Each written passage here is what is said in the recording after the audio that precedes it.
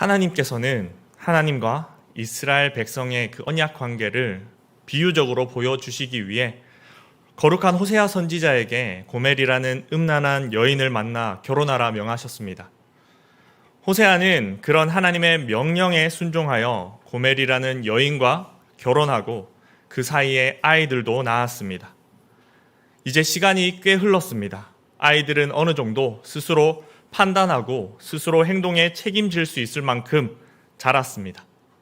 그리고 고멜은 집을 뛰쳐나가 옛길 곧 창녀의 삶으로 돌아갔습니다. 이에 호세아는 자녀들에게 그들의 어머니인 고멜과 논쟁하고 논쟁하라 말합니다. 함께 2절 말씀을 읽겠습니다. 너희 어머니와 논쟁하고 논쟁하라. 그는 내 아내가 아니요 나는 그의 남편이 아니라 그가 그의 얼굴에서 음란을 제하게 하고 그 유방 사이에서 음행을 제하게 하라. 여기서 논쟁하고 논쟁하라는 말은 단순히 말다툼하라는 의미가 아닙니다. 원어를 보면은 법적으로 고발하다, 고소하다라는 무거운 의미가 담긴 표현입니다. 그러므로 호세아는 그의 자녀들에게 어머니가 음란한 행위로부터 돌이키도록 음행을 그치도록 고발하라는 것입니다. 그러면서 그는 내 아내가 아니요 나는 그의 남편이 아니라 말합니다. 음행을 지속하면서 결혼 관계, 언약 관계가 유지되기를 바라는 것은 말이 안 됩니다. 그런데 이 관계성 속에서 호세아는 하나님을 대변하고 있습니다. 그리고 고멜과 자녀들은 이스라엘 백성들을 상징적으로 보여줍니다. 고멜을 이스라엘 백성의 과거라고 한다면 그의 자녀들을 이스라엘 백성의 현재라고 할 수 있을 것입니다. 고멜을 이스라엘 백성의 현재라고 한다면 자녀들은 그 미래라고 할 수 있을 것입니다. 그래서 뒤에 4절 말씀을 보면은 내가 그의 자녀를 긍휼히 여기지 아니하리니 이는 그들이 음란한 자식들임이니라. 고멜의 자녀들이 고멜과 동일하게 음란한 자식들로 여겨지고 있음을 볼 수 있습니다. 그렇다면 그 자식들에게 어머니인 고멜을 고발하라는 말씀을 우리가 어떻게 받을 수 있을까요? 심판자이신 하나님 앞에 과거 또는 현재의 삶에서 잘못된 것을 보고 잘못된 삶의 방식을 스스로 비판하고 거부하라는 뜻으로 받을 수 있을 것입니다. 오늘날 사람들 사이에 자기 객관화라는 말이 심심치 않게 쓰입니다. 어려운 말 같지만 단순하게 말하면 스스로를 남처럼 제3자의 입장에서 객관적으로 바라보는 것을 의미합니다. 자기 객관화가 잘 되는 사람은 스스로를 지나치게 비하하지 않고 그렇다고 근거 없이 스스로를 높이지도 않습니다. 자기 파악이 되는 것이죠. 또 사람들 중에 다른 사람에게는 관대한데 스스로에게는 지나치게 엄격한 사람이 있는가 하면 반대로 자신에게는 관대하면서 다른 사람에게는 엄격한 사람들이 있습니다. 자기 객관화가 잘 되는 사람은 이런 불균형도 어느 정도 해결할 수 있을 것입니다. 이렇게 들으면 건강한 자존감을 형성하는 데 있어서 자기 객관화는 참 중요해 보입니다. 그런데 문제는 과연 우리에게 이렇게 자기를 객관화해서 볼 수 있는 능력이 있는가 하는 것입니다. 우리는 지극히 주관적이며 또한 이기적인 존재들입니다. 결코 나와 타인을 동일한 잣대를 가지고 보지 못합니다. 우리는 남에게 드러나는 것보다 사실은 더 악하며 날 것 그대로 어디에서도 누구에게라도 결코 용납되지 못할 존재들입니다. 그럼에도 불구하고 우리는 스스로를 용납하며 살아갑니다. 때로는 스스로의 악한 모습을 외면하고 침묵하며 살아갑니다. 심지어 스스로 썩 괜찮은 존재로 여길 때도 있습니다. 그 말인즉슨 우리는 자기 자신을 아무리 객관적으로 바라보려 해도 그것은 그저 수박 겉핥기 수준에 그칠 뿐이라는 뜻입니다. 그러므로 우리에게는 수박 겉핥기식의 자기 객관화보다 더욱 필요하고 확실한 것이 필요합니다. 그것이 있습니다. 그것은 자신이 지은 죄를 심판자이신 하나님 앞에 고발하는 태도입니다. 과연 과거의 나의 죄가 현재의 나의 모습이 하나님과의 언약 관계에서 합당한 모습인지 돌아보고 판단하고 끊임없이 하나님께 자백하는 것이야말로 언약 백성에게 요구되는 태도입니다. 우리는 알고도 죄를 짓습니다. 무심결에 나도 모르는 사이에 죄를 범하기도 합니다. 하나님 앞에서 기도할 때 죄가 떠오를 때도 있고 떠오르지 않을 때도 있습니다. 그 모든 상황에서 중요한 것은 나를 하나님 앞에 세우는 것입니다. 스스로 죄가 무거워 감히 하나님께 나아가기 꺼려지는 그때에도 엄중한 고발자가 되어서 스스로를 고발하며 자백하며 주님 앞에 서는 것이 무엇보다 우리에게는 필요합니다. 이것이 음란을 제하고 음행을 그치며 하나님과의 언약 관계를 유지하는 데 무엇보다 중요한 태도입니다. 다음으로 하나님과의 언약 관계에서 우리가 기억해야 할 또 한 가지 중요한 사실이 있습니다. 하나님께서는 당신이 만든 질서를 거스르는 것에 대해 반드시 책임을 물으신다는 것입니다. 함께 3절과 4절 말씀을 읽겠습니다. 그렇지 아니하면 내가 그를 발가벗겨서 그 나던 날과 같게 할 것이요 그로 강야같이 되게 하며 마른 땅같이 되게 하여 목말라 죽게 할 것이며 내가 그의 자녀를 긍휼히 여기지 아니하리니 이는 그들이 음란한 자식들임이니라. 음란이 행하는 것에는 반드시 그 대가가 따릅니다. 음행은 곧 하나님께서 만드신 질서를 거슬러 행하는 것이기 때문입니다. 하나님께서 인간을 창조하실 때 하나님을 영화롭게 하도록 하나님과의 친밀한 사귐을 갖도록 만드셨습니다. 이를 거스르는 음행에 대해 질서의 하나님께서는 반드시 책임을 물으십니다. 그리고 이 음행에 대한 징계는 단지 개인에게 그치는 것이 아니라 자녀들에게 미치며 가정 전체를 어려움에 빠뜨릴 정도로 엄중합니다. 오늘날 세계는 이상기후와 씨름하고 있습니다. 태풍, 홍수, 폭염, 가뭄 등 온 세계에 동시다발적으로 일어나는 이상기후로 인해 하루가 멀다 하고 막대한 재산상의 피해, 인명피해가 발생하고 있습니다.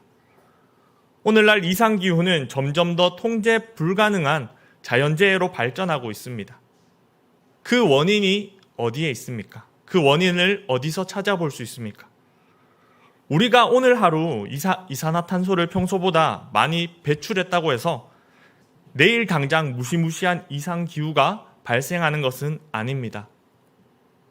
오랜 시간 동안 인간이 생태계를 파괴하고 자연 질서를 무너뜨린 모든 행위가 축적되고 부메랑이 되어서 오늘날 온 세계에 반격을 가하고 있는 것이라 할 수 있습니다. 죄의 결과가 이와 같습니다.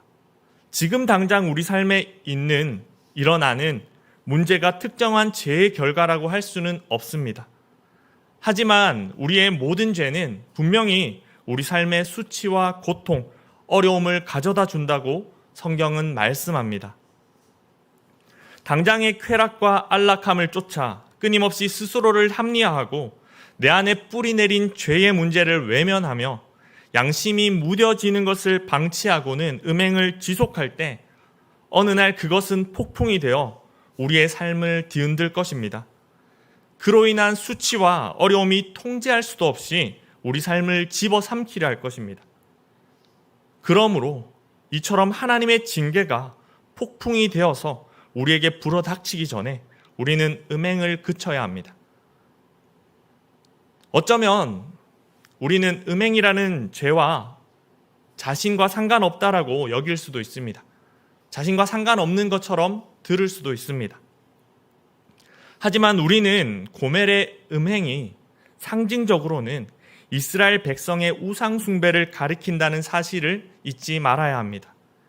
이스라엘 백성들은 가나안 땅에 들어가기 전까지 대부분 소와 양을 돌보는 목자의 삶을 살았습니다. 하지만 농경 사회를 형성하고 있던 가나안 땅에 들어가서 농사를 짓기 시작하며 그들은 이방 민족이 그곳에서 숭배하던 풍요와 다산의 신 바알을 섬겼습니다.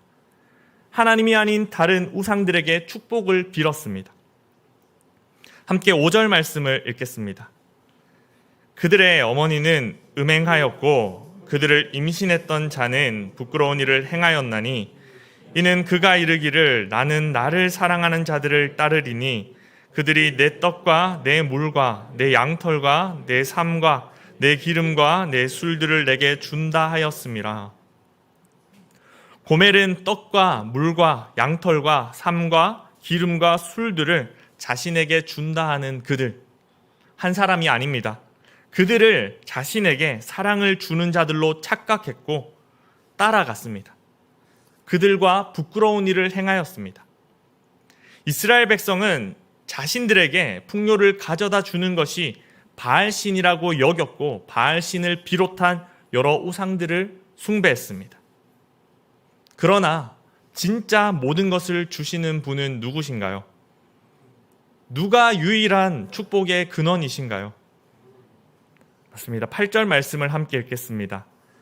곡식과 새 포도주와 기름은 내가 그에게 준 것이요 그들이 바알을 위하여 쓴 은과 금도 내가 그에게 더하여 준 것이거늘 그가 알지 못하도다.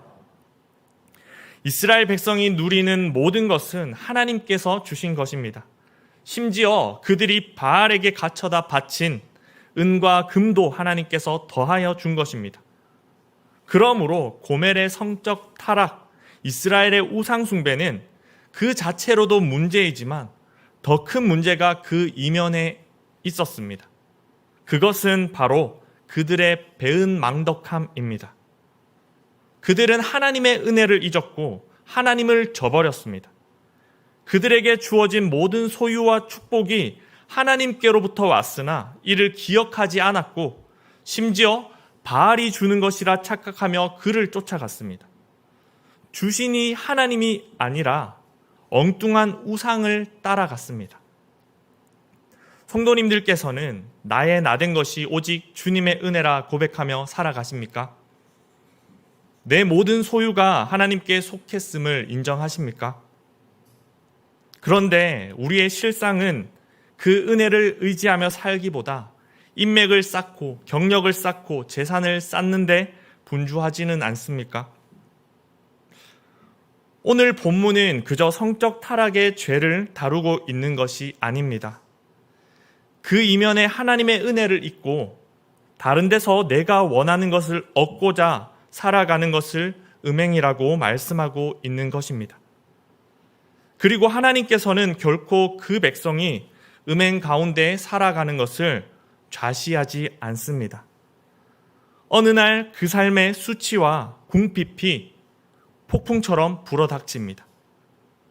9절에서 곡식과 포도주를 걷어가며 벌거벗은 몸을 가릴 양털과 삶을 빼앗아 가리라 하십니다.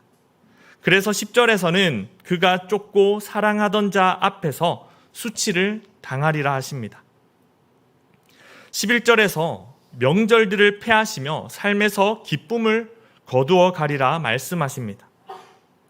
그리고 이어지는 12절과 13절 말씀은 함께 읽겠습니다. 그가 전에 이르기를 이것은 나를 사랑하는 자들이 내게 준 값이라 하던 그 포도나무와 무화과나무를 거칠게 하여 수풀이 되게 하며 들짐승들에서 먹게 하리라. 그가 귀고리와 폐물로 장식하고 그가 사랑하는 자를 따라가서 나를 잊어버리고 향을 살라 바알들을 섬긴 시일대로 내가 그에게 벌을 주리라. 여호와의 말씀이니라. 하나님께서 주신 것을 마치 바알에게 받아 누린 것 마냥 바알을 섬긴 이스라엘 백성에게서 하나님은 모든 것을 걷어가십니다. 먹을 것도 입을 것도 그들의 기쁨마저도 가져가십니다. 바알들을 섬긴 시일대로 벌을 주리라 엄중하게 경고하십니다. 이처럼 하나님의 창조 목적을 거스른 음행에는 반드시 대가가 주어집니다. 하나님의 은혜를 잊고 하나님을 저버린 배은망덕함의 대가는 결코 가볍지 않습니다. 하지만 마지막으로 우리가 하나님과의 언약 관계에서 음행을 행하고 배은망덕했던 것에 대해 징계가 주어짐이 오히려 다행이고 은혜라는 사실을 또한 기억해야 합니다. 함께 6절과 7절 말씀을 읽겠습니다. 그러므로 내가 가시로 그 길을 막으며 담을 쌓아 그로 그 길을 찾지 못하게 하리니 그가 그 사랑하는 자를 따라갈지라도 미치지 못하며 그들을 찾을지라도 만나지 못할 것이라. 그제야 그가 이르기를 내가 본 남편에게로 돌아가리니 그때 내 형편이 지금보다 나았음이라 하리라. 하나님의 징계는 언약 관계에 있는 백성을 망하게 하는데 그 목적이 있는 것이 아니라 돌아서게 하는데 그 목적이 있습니다. 따라서 하나님의 징계는 그 자체로 여전히 하나님께서 그 백성을 포기하지 않으셨음을 보여주는 증표가 됩니다. 하나님께서는 마치 다른 데서 축복을 받아 누릴 수 있는 양, 원하는 것을 얻을 수 있는 양 헛걸음을 하는 주의 백성들의 길을 막고 다시 주께로 돌이키게 하시고자 징계하십니다. 헛된 것을 섬기던 그 백성이 욥의 고백처럼 주신 이도 여호와시요 거두신 이도 여호와시라 고백하며 주께 돌아오기를 바라며 벌을 내리시는 것입니다. 그러므로 우리는 삶이 내가 원하지 않는 방향으로 흘러갈 때, 내가 가려는 길이 막힌 것 같을 때, 수치와 어려움이 예기치 않게 찾아와서 나의 삶을 휘몰아칠 때 멈춰서서 돌아봐야 합니다. 내가 헛된 것을 쫓아 그릇된 길로 행하고 있지는 않은지, 하나님께로부터 등을 돌리고 있지는 않은지 돌이켜 생각해야 합니다. 물론 모든 어려움을 죄와 연결 짓는 것은 위험합니다.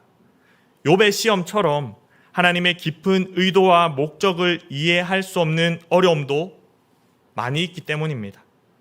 특히 이웃이 고통 가운데 있을 때 우리가 해야 할 것은 정죄가 아니라 위로와 지지입니다.